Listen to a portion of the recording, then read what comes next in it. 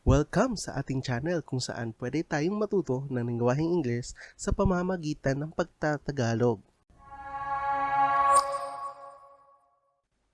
Alright, sa video ito malalaman natin kung ano ang Possessive Adjectives, Demonstrative Adjectives, Indefinite Adjectives at ang Interrogative Adjectives.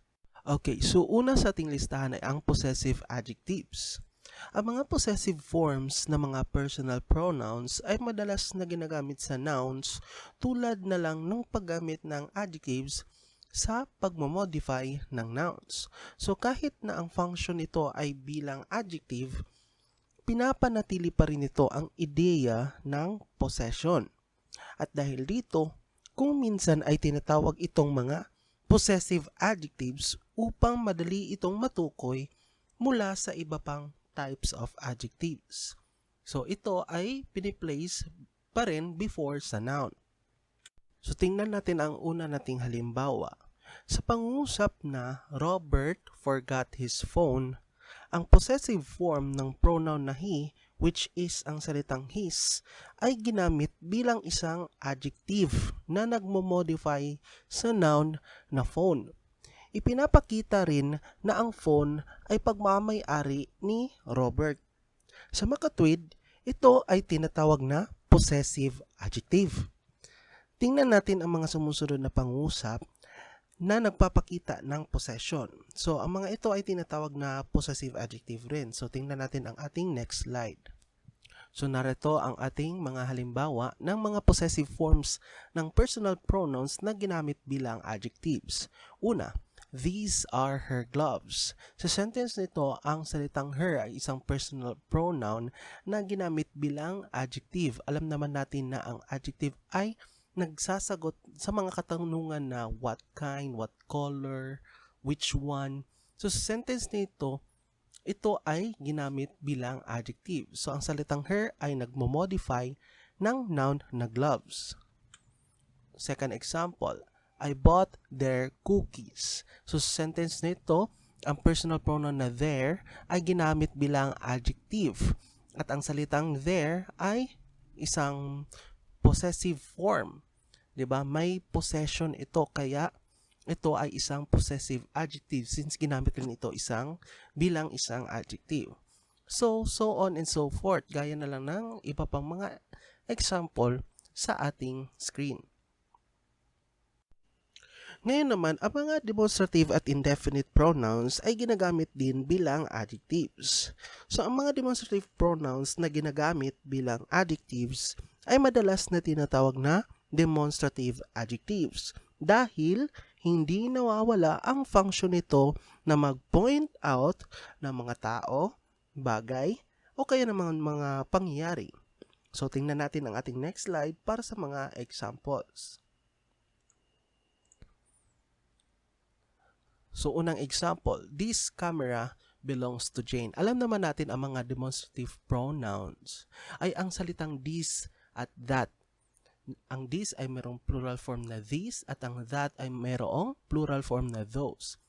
So, sa sentence na ito, dahil ang ating demonstrative pronoun ay ginamit bilang adjective, tinutukoy natin ang isang particular na camera. Sabihin na natin na meron tayong 5 camera sa ating harapan tapos nag-point out tayo ng isang camera na pagmamay-ari ni Jane. Kaya sa sentence na ito, ang ating demonstrative pronoun ay isang demonstrative adjective. So nariyan din ang ibang example. Those apples are delicious. Sa sentence na ito, ang ating demonstrative adjective ay ang salitang those. That man is an army officer. Meron tayong tinutukoy na isang particular na man. At dahil ito ay ginamit bilang adjective, ang ating demonstrative adjective ay ang salitang that. Pahuling example, these tickets are airplane tickets. So sa sentence nito, ang ating demonstrative adjective ay ang salitang these. Ngayon naman, ang mga indefinite pronouns na ginamit bilang adjectives ay itinuturing na mga purong adjectives sa pangkalatan kahit na maaari silang tawaging indefinite adjectives dahil wala itong special functions. So tingnan natin ang susunod na slide para mas maintindihan natin. Okay, so unang example, each girl carried a flag. Alam naman natin na ang salitang each ay isang indefinite pronoun dahil hindi tiyak kung ilang girls ang naghahawak ng flag. Pero sa sentence na ito, ang salitang each ay ginamit bilang isang adjective. Kaya, sa sentence nito, ang salitang each ay isang indefinite adjective na siyang nagmamodify ng salitang girl. So, gaya na lang ng ating mga sumusunod na example, both men received a promotion. So, ang salitang both ay isang indefinite adjective na nagmamodify ng salitang men. At ang next example natin na neither answer is correct. Sa sentence na ito, ang ating indefinite adjective ay ang salitang neither na siyang nagmamodify ng salitang answer.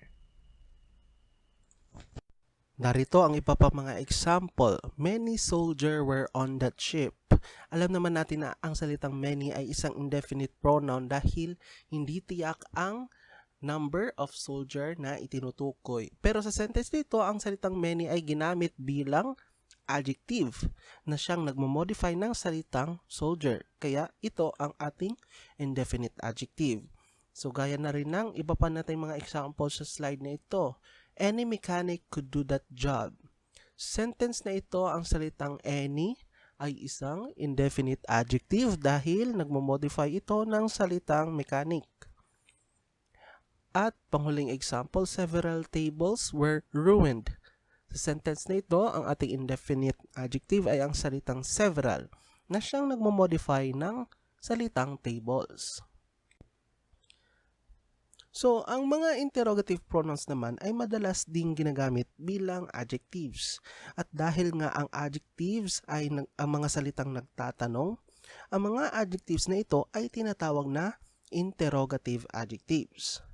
So, tingnan natin ang ating example para mas maintindihan natin. So, sa pangungusap na which phone did you buy? Ang salitang which ay ang nagtatanong. Ito rin ay isang adjective na nagmo-modify ng noun na phone. So, tingnan natin ang ating next slide para mas marami tayong examples at mas maintindihan natin ito. Ito. So, first example natin, what newspapers does he read? So, dahil nga ang salitang what ay isang interrogative pronoun, sa sentence na ito ay ginamit bilang adjective dahil nagtatanong tayo kung anong particular newspaper ang kanyang binabasa. So kaya, ang salitang what ay isang interrogative adjective. Next example, whose name did he call? So nagtatanong tayo ng isang particular na pangalan. At ang salitang whose ay isang interrogative pronoun na ginamit bilang adjective. So kaya ito isang interrogative adjective. Panghuling example, which movie do you like best? So, ang salitang which ay isang salitang nagtatanong na isang interrogative pronoun. Pero, sa sentence ito ay ginamit bilang adjective. Kaya ito ang ating interrogative adjective. Yan muna para sa mga adjectives. Don't forget to subscribe and click the notification bell button para ma-notify ko kayo sa mga susunod na videos.